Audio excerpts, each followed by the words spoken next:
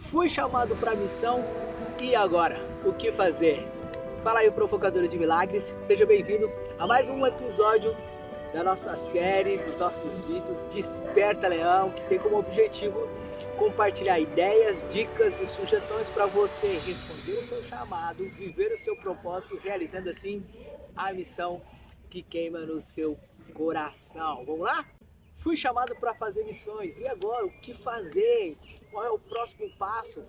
Então, olha só, estava meditando e pensando nos grandes homens de Deus que foram chamados, como Davi, Moisés, Abraão, o apóstolo Paulo. Todos eles, quando foram chamados, a ideia que a gente tem é que praticamente eles já saíram vivendo o seu propósito. O próprio rei Davi, quando era criança, né, um adolescente, por volta de 16 anos, foi ungido rei e todo mundo acha que ele já foi para o palácio reinar, só que não. Ele até foi para o palácio, mas ele foi para lá sendo servo.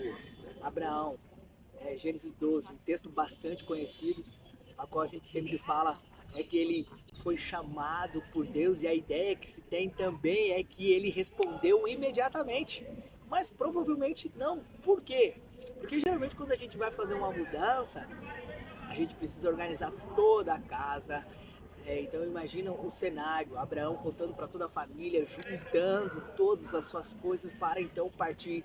Então provavelmente ele não foi no mesmo dia, foi alguns dias depois.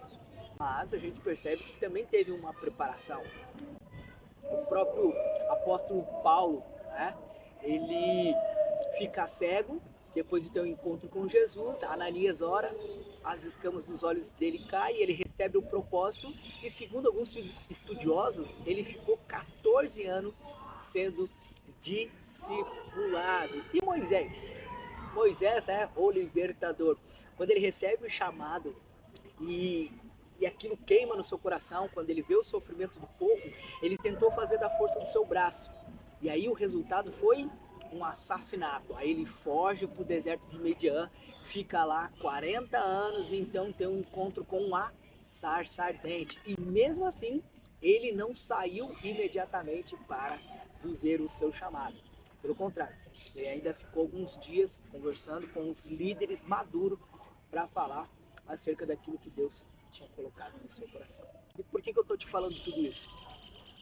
Porque o que acontece, meus irmãos, é que logo quando nós recebemos o chamado, existe uma ansiedade, um desejo ardente de querer já sair fazendo tudo. Só que calma, peraí, existe um processo.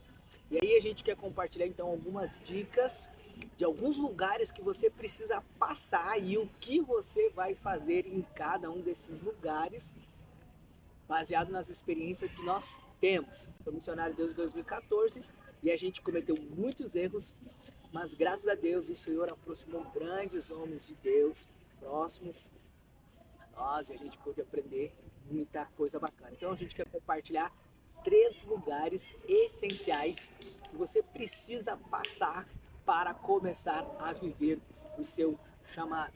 O primeiro lugar é o quarto. Por que o quarto? Mateus 6,6 diz: entre no quarto, fecha a porta, e o teu pai que te vê em secreto te dará destino. Não é assim que está escrito, mas nós cremos que quando nós estamos no quarto em secreto com o Pai, nós vamos ter sim intimidade com o Pai, conhecer o coração dele, e ele nos revelará muito do seu coração, muito da sua palavra, dando para nós destino. É o lugar onde a gente, o quarto, a gente aprende a ter intimidade com o Pai. O segundo lugar importante que nós iremos passar é na mesa. Por que na mesa? Lucas 22 fala da grande ceia. No versículo 15 fala que esse foi o momento mais aguardado, mais desejado por Jesus. Por quê? Porque na mesa é o lugar onde a gente compartilha as nossas ideias, compartilha também o coração, principalmente é o lugar onde a gente cultiva um relacionamento. Então, na ceia você vai ver ali Jesus, ele compartilhando muito do seu coração, em vários momentos, né?